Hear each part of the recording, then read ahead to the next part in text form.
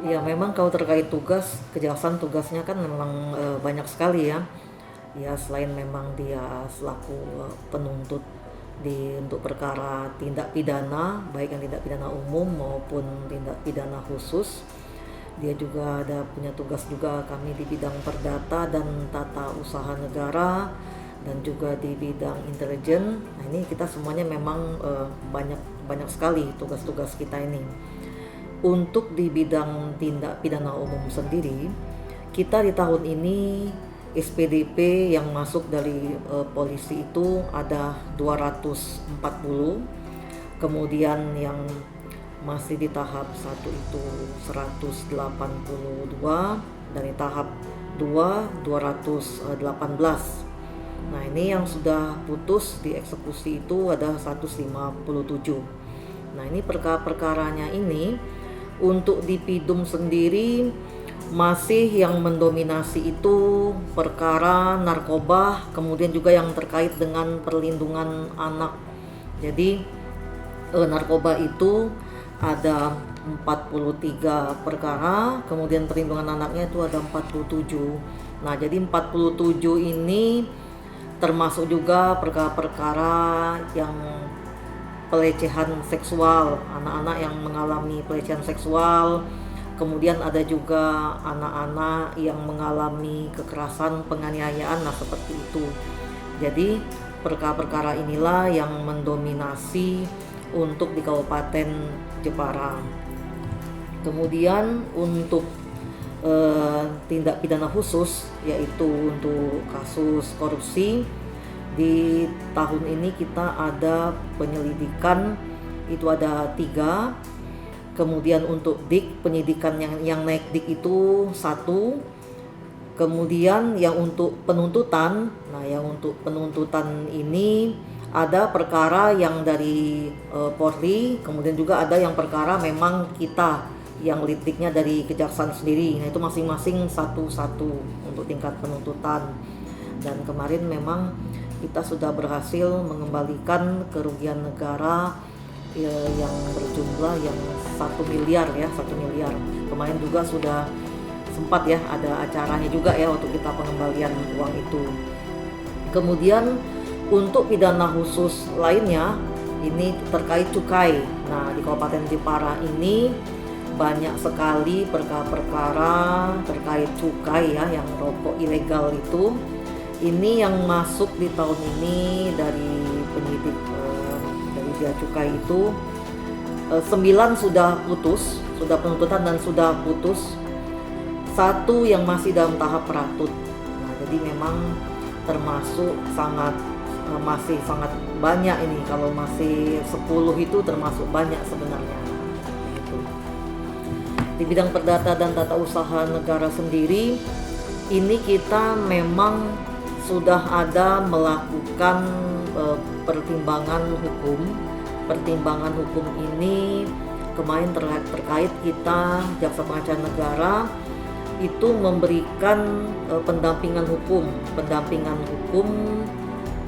terkait dengan peraturan bupati untuk penyaluran BLT. Nah, dan itu memang kita melakukan pendampingan hukum di situ. Jadi semacam legal drafting ya dalam hal ini. Memang banyak sekali, tapi itulah tentang pendampingan hukum ini kan sebenarnya kan banyak. Nah, tapi kemarin itu yang memang sudah kita lakukan, yang dimohonkan oleh Pemda itu terkait dengan legal drafting tadi, sewaktu mau membuat peraturan bupati mengenai penyaluran dana BLT ya yang dari cukai, nah seperti itu.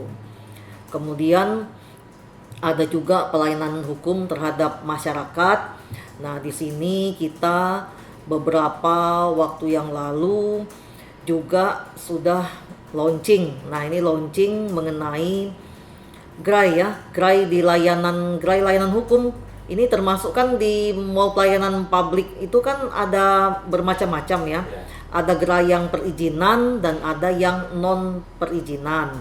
Nah, ini yang untuk kejaksaan ini dia non perizinan. Jadi kita di situ membuka gerai untuk masyarakat ini sebenarnya supaya memang masyarakat ini sadar hukum. Kemudian kalau mereka masih bingung, masih ragu mengenai seputar masalah hukum, nah mereka bisa datang ke sana, dan pelayanan hukum itu dilaksanakan secara gratis, tidak dipungut biaya sepeser pun juga.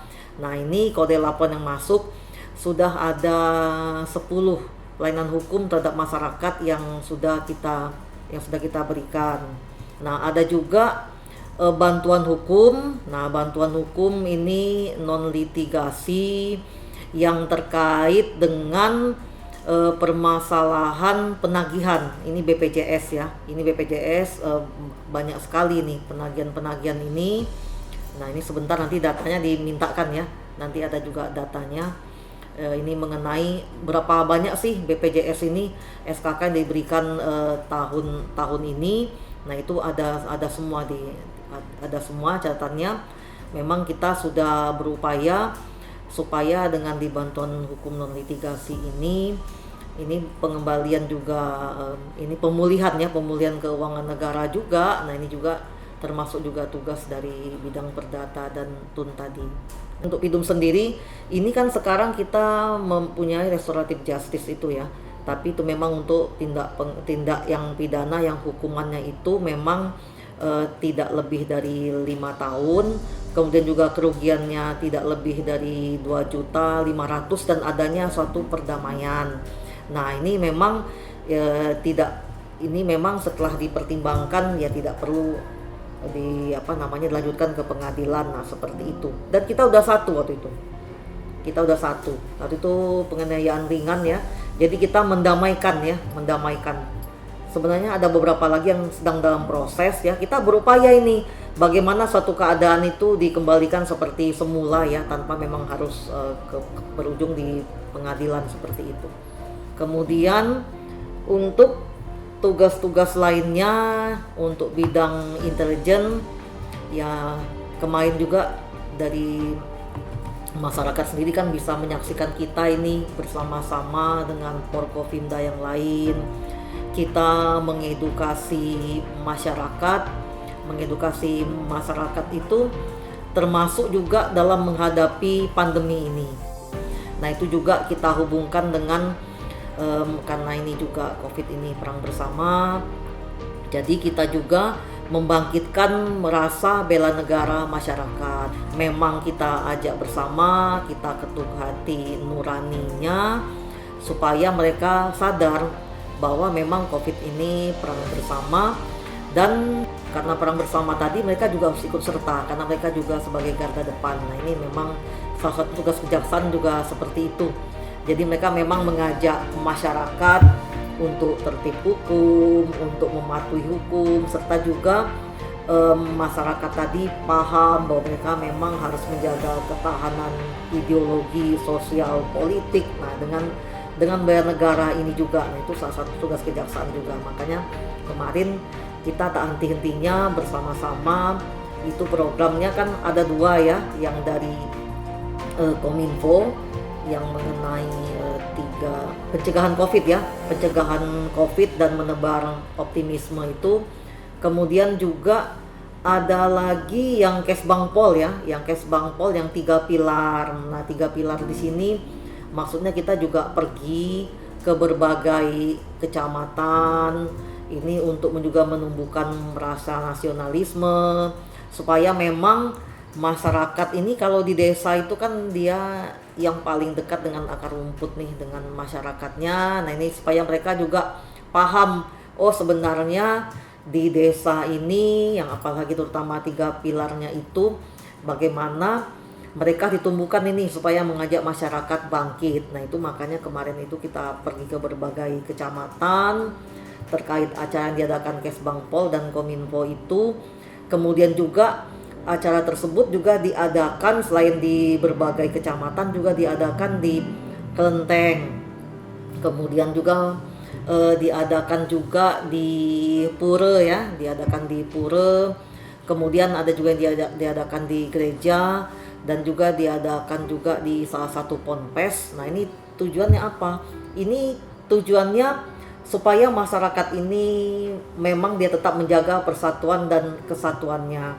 Nah, selain itu juga di bidang intelijen tadi kita juga mempunyai tugas.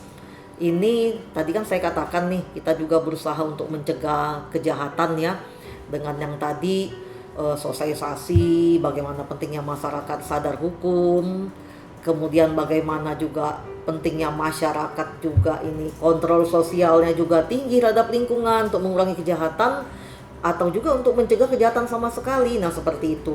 Kita juga ada program Jaksa Menyapa. Kemarin juga ada di Radio Erlisa juga, di Radio Kartini juga. Nah, itu mengenai di Erlisa waktu itu yang mengenai bagaimana ini Forkopimda mengajak masyarakat supaya tidak takut divaksin, supaya mereka tetap tidak percaya dengan hoax, berita-berita hoax. Nah, kita untuk mencontohkan di kita ini bagaimana sebenarnya kita juga menggugah yang pemerintah tidak mungkin memberikan menjerumuskan masyarakatnya, kan tidak mungkin. Jadi, nah itu kita menggugah masyarakat seperti itu. Nah, kemudian ini juga dalam rangka ketahanan budaya juga. Nah, beberapa hari yang lalu ini akan diadakan penelitian mengenai warisan budaya pertahanan ini. Kita udah kerjasama di sini, Kejaksaan sebagai inisiator untuk menghubungi instansi terkait, dalam hal ini Dinas Pariwisata dan Kebudayaan. Di sini kita mempunyai ada benteng VOC, ada benteng Portugis, kemudian ada Museum Kartini. Nah, ini memang harus diteliti. Kemudian nanti jika ini sudah menjadi suatu warisan kebudayaan, sudah terbukti memang dia warisan budaya pertahanan yang memang tadi kita sadar semuanya ya, bahwa memang bagaimana sejak zaman dahulu kala para pejuang kita ini sudah memang sekuat tenaga untuk membela negara ini. Nah, ini kedepannya sangat bagus untuk mengedukasi terutama anak-anak muda, generasi muda. Untuk kasus pelecehan seksual itu kita tuntutnya maksimal, dan kita juga bersyukur bahwa memang di sini penegak hukumnya juga mempunyai pemikiran yang sama. Beberapa tuntutan itu memang dikonfirm langsung oleh dari pengadilan, jadi memang sama kita tuntut. Untuk yang anak-anak, yang korbannya anak-anak kita tuntut 15 ya, putusnya juga 15. Untuk yang dewasa punya 12, putusnya juga 12. Kita tidak ada ampun ya untuk pelaku-pelaku pelecehan seksual seperti itu, karena kan kasus pemerkosaan itu adalah kasus yang memang paling melanggar hak asasi, yang paling merendahkan hak asasi manusia seperti itu. Jadi memang ya kita harus peka, kita harus memang bersama korban seperti itu. Nah, di samping itu juga kita juga memang mengedukasi masyarakat juga. Ini mengatakan, makanya kalau kita mengadakan sosialisasi termasuk juga untuk ketaatan hukum masyarakat, kita ini mengedukasi masyarakat itu mengatakan ayo pekalah terhadap lingkungan, dan memang kita harus mengedukasi baik orang tua maupun masyarakat supaya tidak terjadi lagi pelecehan seksual seperti itu. Begitu juga dengan narkoba. Kan narkoba juga kita juga mendukung terbentuknya desa anti narkoba.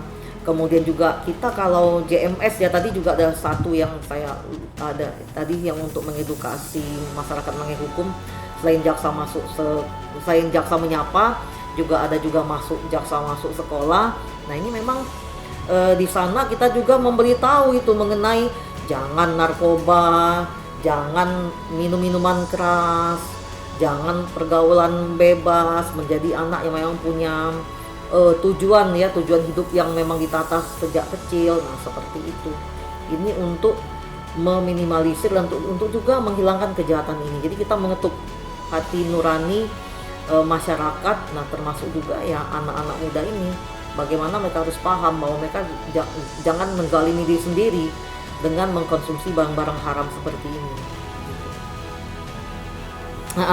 Nah, kita juga ada sekarang ini kan lagi marak, bukannya sekarang sebenarnya, memang dari dulu tuh sudah banyak sekali, tapi sekarang makin merajalela. Nah, ini mafia tanah ini kita ada hotline servisnya ya, langsung ke Kejaksaan Agung sana. Nah ini juga sudah kita pasang balihonya di tengah kota, di depan Pemda itu. Jadi siapapun masyarakat yang memang mempunyai masalah yang terkait dengan menjadi korban ataupun dia mengetahui ada mafia tanah, silakan melaporkan hal itu. Nah kita memang sudah berupaya ini ya, mafia tanah, mafia pelabuhan. Kemarin kan kita bentuk ya, kita ada satgas ininya ya. Iya, ketuanya kasih intel satgas ini ya, yang mafia tanah ya. Kalau pelabuhan, mafia tanah dan mafia pelabuhan itu dikasih Pirsus yang ketua ininya, ketua satgasnya. Jadi kita sendiri sudah membentuk itu. Sama kegiatan, ada beberapa kegiatan yang di luar tusi kita. Kegiatan di luar tusi kita cuma memang kita lakukan. Contohnya vaksinasi. Kita memang tidak mempunyai tusi untuk mengadakan vaksinasi. Nah, cuma kan ini kita Forkopimda kan saling mendukung ya. Nah, jadi kita memfasilitasi, kita dua kali nih, tahap 1 dan tahap 2. Yang pertama itu sekitar bulan Juli ya, waktu mau ulang tahun Kejaksaan, kita mengadakan tahap 1 dan tahap 2 di kantor Kejaksaan, hanya untuk keluarga Kejaksaan dengan masyarakat sekitar. Kemudian kita mengadakan lagi yang kedua kali di Kecamatan Kedung untuk para nelayan dan petambak garam. Nah, ada juga pengecekan harga ya, harga obat-obatan, ketersediaan obat-obatan dan juga ketersediaan gas. Nah, itu juga kegiatan-kegiatan yang memang di luar tusi kita, tapi kita juga berperan aktif untuk melakukan penertibannya. Nah, ini karena di masa pandemi ini.